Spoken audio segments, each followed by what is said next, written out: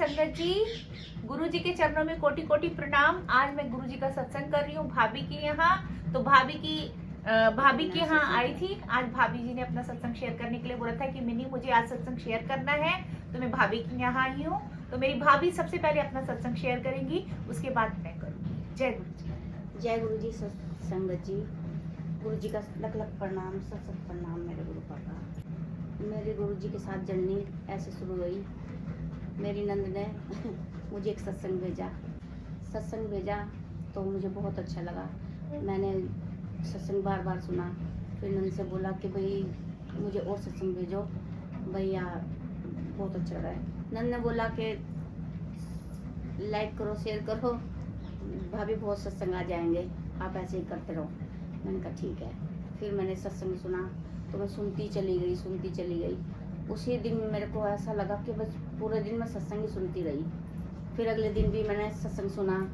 फिर मैं बोली उस दिन रात को, अगले दिन रात को, तो जैसे ही मैं लेटने के टाइम मैं नीचे लेटी तो मेरे मुँह पे जो चादर थी, चादर ऊपर ऐसे उठ गई है। तो मैंने कहा यार पता नहीं क्या चीज़ है।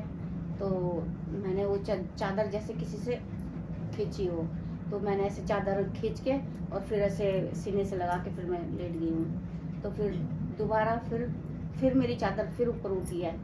फिर मैंने खींच के फिर मैं डर गई। मैंने कहा यार पता नहीं क्या चीज़ है, बार बार मेरी चादर उठ रही है, तो मैं पता नहीं क्या है। तो मैंने जैसे ही दीवार की तरफ देखा तो मुझे गुरु जी का बड़ा सा स्वरूप दिखा। तो मैंने कहा जय गुरु जी मेरे मालिक, शुक्राना गुरु जी का, लख लख शुक्राना।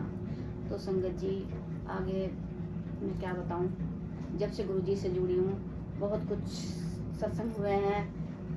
रोटी में, पराठे में ओम बनना, गुरु जी के दर्शन होने, सपने में दर्शन होने, सब कुछ गुरु जी ने इतना प्लस किया। हर चीज़ बस मालिक ने ऐसी करा रहे हैं गुरु जी। मैं तो कहती हूँ गुरु जी को मनो नहीं मानो। गुरु जी अपना सब आशीर्वाद अपने साथ रखेंगे। और संगत जी मैं आपको कहना चाहती हूँ कि भाई गुरु जी को मानो। गुरु जी की ब्लेसिंग जिसके पास आ गई ना, वो माला माल हो गया। गुरु जी से कुछ नहीं मांगना, गुरु जी से सिर्फ मांगना है गुरु जी हमें अपना आशीर्वाद दो, सबकी मनोकामना पूरी करो, सबके घर परिवार जी खुशी रखो, और कुछ नहीं। फिर देखो संगत जी गुरु जी क्या नज़ारे दिखाते हैं। इतना मेरे हस्बैंड की इतनी तबीयत खराब थी कि उनसे चला भी नहीं जाता था। उनके हाथ में इतनी प्रॉब्लम थी, वो भी गुरु जी ने ठीक कर दी। हिप की भी बहुत ठीक है, मालिक गुरु जी की दुआ से हिप का भी बहुत ठीक है। और अभी सडनली ऐसा हुआ तो इनकी पोस्टिंग का आ गया। तो पोस्टिंग में क्या हुआ कि भाई इन्होंने सोचा कि भाई मैं नहीं जा पाऊँगा इतनी दूर पोस्टिंग के लिए। तो फिर मैंने कहा गुरु जी आप कुछ समझाओ, भाई कुछ करो गुरु जी। तो गुरु जी ने अपना दिखाया। एक दिन पहले कह रहे थे कि मैं नौकरी छोड़ दूँगा, भाई मैं इतनी दूर नहीं जाऊँगा। मैं कहा फिर मैंने अगले दिन पूजा करी, गुरु जी से बोला कि गुरु जी नौकरी छोड़ने की नौबत आ रही है, आप ही कुछ करो। तो कोई बात नहीं, चलो कोई नहीं, अपने मेडिकल वगैरह सब लगाए। भाई गुरु जी से बोला कि भाई गुरु जी पोस्टिंग रुक जाए तो अच्छा ही है।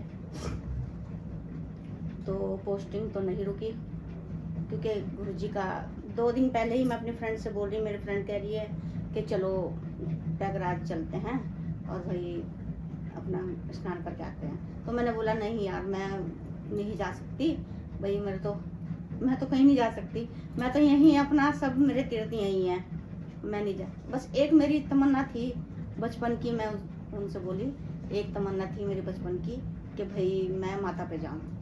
मैंने कहा वर्षा भाई हस्बैंड तो जाना चाहते नहीं हैं इतनी दूर, और पता नहीं क्या होगा।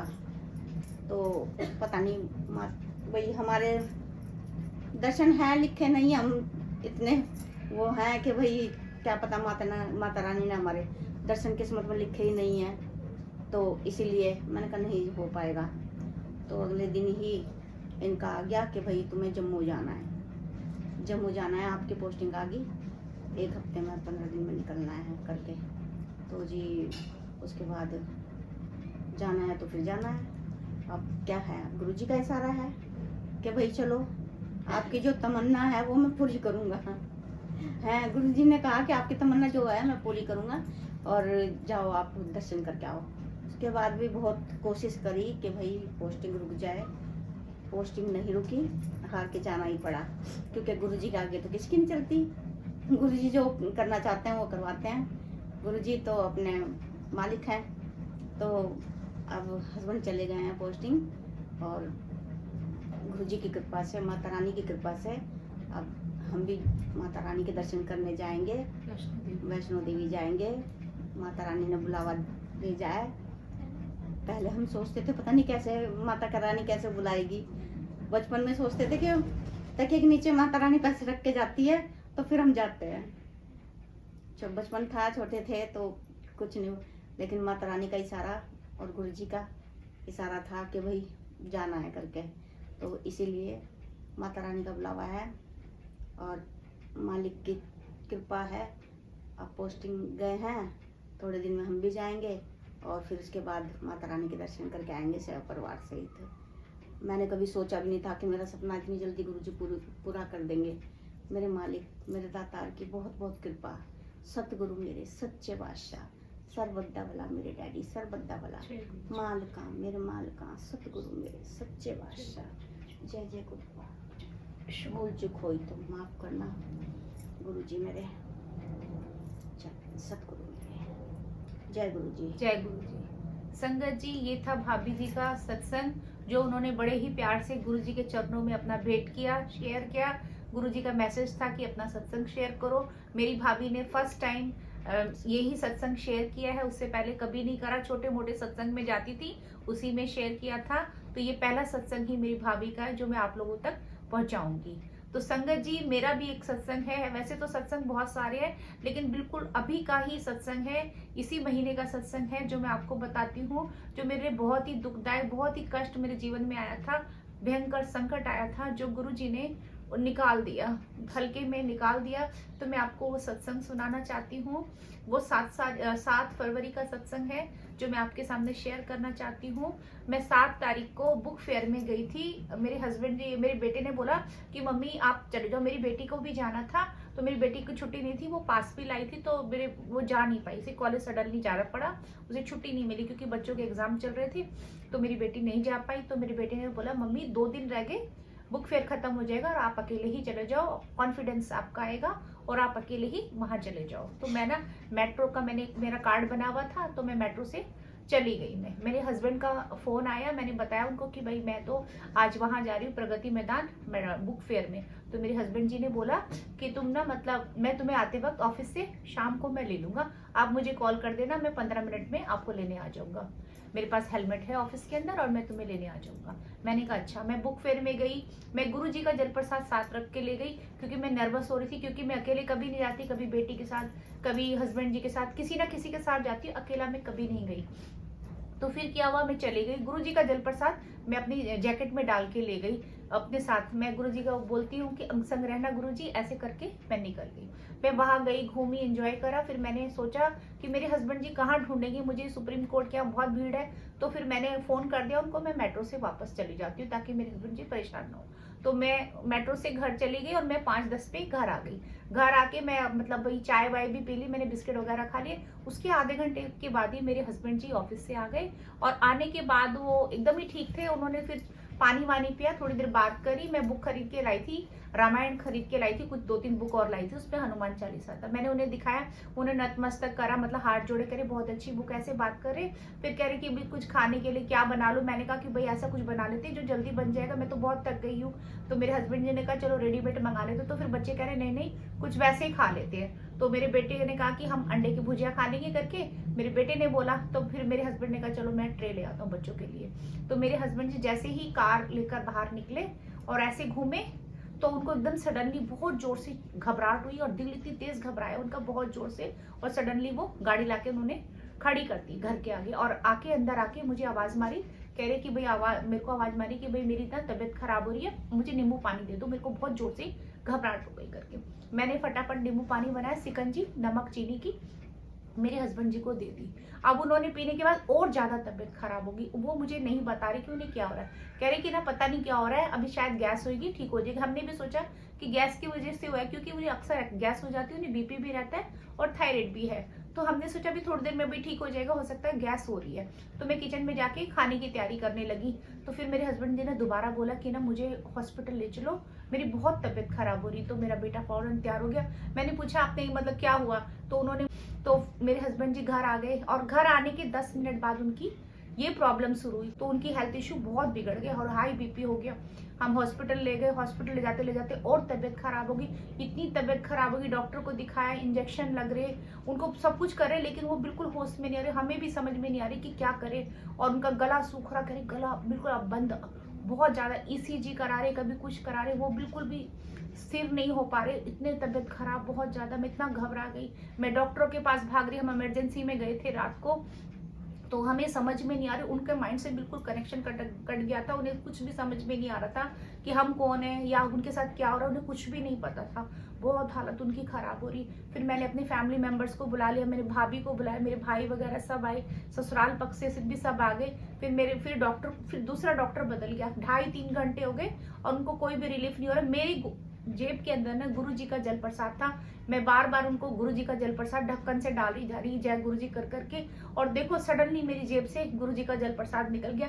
जल्दबाजी में मैं वही जैकेट पहन के चली गई जो मैंने पहन रखी थी, बुक फेयर में पहन के गई थी, उसी के अंदर जल प्रसाद मेरे साथ ही चला गया था। मैंने 3 बार अपने हस्बैंड को पिलाया। मैंने उनको बुलवाने की कोशिश करी, बोलो जय गुरु जी, तो उन्हें एक बार बोला जय गुरु जी, एक बार और बोला जय गुरु जी, उसके बाद उनको कुछ पता नहीं था। फिर मेरे ब्रदर भी आ गए डॉक्टर को, फिर मैंने और दोबारा बताया कि ऐसे उनको। फिर डॉक्टर ने क्या करा कि फिर उन्होंने एक इंजेक्शन मंगवाया और उन्हें वो ग्लूकोज के अंदर डाल के दिया। फिर उन्हें 1 बजे तक आराम हुआ, फिर एकदम वो ठीक हो गए। तो मैं गुरु जी का धन्यवाद करती हूँ कि अगर रास्ते में उन्हें कुछ हो जाता, मेरे पर बहुत बड़ा संकट हो सकता था, एक्सीडेंट हो सकता था, कुछ भी हो सकता था। उनका ऑफिस घर से 1 घंटे दूरी पर है और इतना कंजेस्टेड रोड है वो लाल किला का, जहाँ मेरे हस्बैंड ऑफिस जाते हैं उस तरफ, और इतनी भीड़ रहती है। मैं इतना घबरा गई, मैंने कहा गुरु जी आपने संकट काट दिया, उनकी हेल्थ ठीक कर दी। धीरे धीरे उनका बीपी डाउन हो गया, दवाइयों से मेडिसिन दी, उनको इंजेक्शन दिए और वो धीरे धीरे स्थिर होते चले गए और फिर वो नॉर्मल हो गए। 2:30 बजे 2 बजे हम घर पर आ गए थे। फिर उन्होंने तो कुछ खाया पिया तो वो धीरे धीरे ठीक हो गए। तो गुरु जी की कृपा से मेरे पति की जान बच गई, मुझे इससे बढ़कर कुछ नहीं। मैं गुरु जी का बहुत बहुत धन्यवाद करती हूँ, थैंक यू करती हूँ गुरु जी को। उन्होंने उनकी हेल्थ बख्शी।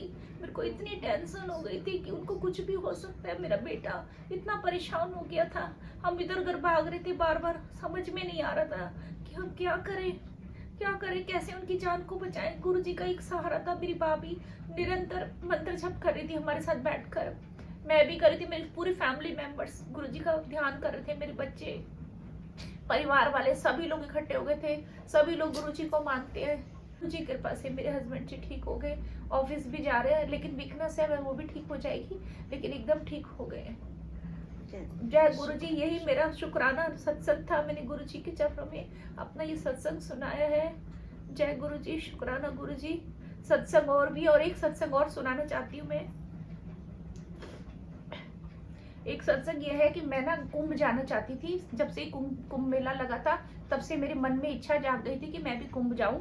तो मेरे बेटे ने बोला था कि मम्मी पापा आप दोनों ना चले जाओ, मम्मी की बहुत इच्छा हो रही, तो पापा आप ऐसा करो कुंभ चले जाओ। तो उन्होंने बोला कि वंदे भारत ट्रेन का टिकट करा देता हूँ। मेरे बेटे ने बोला, बेटी ने भी, कि पापा मम्मी आप चले जाओ, सुबह 6 बजे बैठोगे तो 12 बजे तक आप पहुंच जाओगे और अपना घूम फिर के और दर्शन करके कुंभ के नहा के और फिर आ जाना, नेक्स्ट डे कहीं रुक जाना।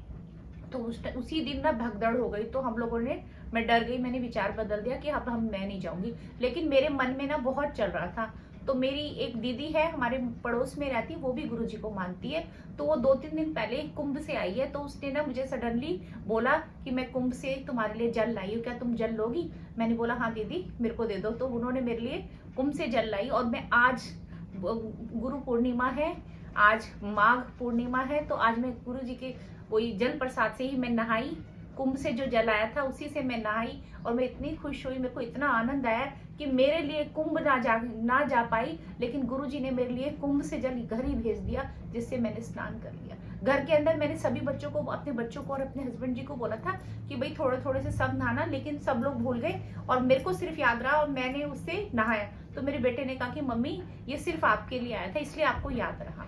और उसी मैंने थोड़ा अपने हस्बैंड जी को बोला कि अपने ऊपर छिड़क लो, चलो आप भूल गए तो उन्होंने फिर छिड़क लिया। और बच्चों को भी मैंने बोला। तो ये है गुरु की महिमा कि गुरु जी ने, मैं वहां नहीं जा पाई तो गुरु जी ने मेरे घर पे ही वो भेज दिया, गंगा जल मेरे घर भेज दिया, कुंभ से कुंभ का जल मेरे घर आ गया। तो ये भी मेरे लिए बहुत बड़ा चमत्कार है, बहुत बड़ा वो है, सत्संग है। गुरु जी का शुक्राना करती हूँ। मेरे पास बहुत सत्संग है, छोटे छोटे इतने सारे सत्संग है। मैंने कभी गुरु को नहीं माना था और धीरे धीरे मैं गुरु जी से इतना जुड़ गई और मुझे कुछ नहीं पता चलता है। मैं गुरु जी सब संभाल लेते हैं। मैंने गुरु जी पे सब छोड़ दिया, जो गुरु जी करते हैं वही सही करते हैं। तो मैं धन्यवाद करती हूँ, गुरु जी का शुक्राना करती हूँ। जय जय गुरु जी, शुक्राना गुरु जी, अनंतम अनंतम शुक्राना गुरु जी। जैसे आपने मेरे हस्बैंड की रक्षा करी, मेरे परिवार की रक्षा करना, सबका भला करना गुरु जी, सबका भला करना। संगत जी, यदि मेरे से कोई गलती हो गई हो तो प्लीज मुझे क्षमा कर देना। मुझे सत्संग सुनाना नहीं आता, मैं सत्संग ऐसे ही शेयर कर दिया। गुरु जी के चरणों में कोटि कोटि प्रणाम। जय गुरु जी, शुक्राना, शुक्राना गुरु जी, अनंतम अनंतम शुक्राना।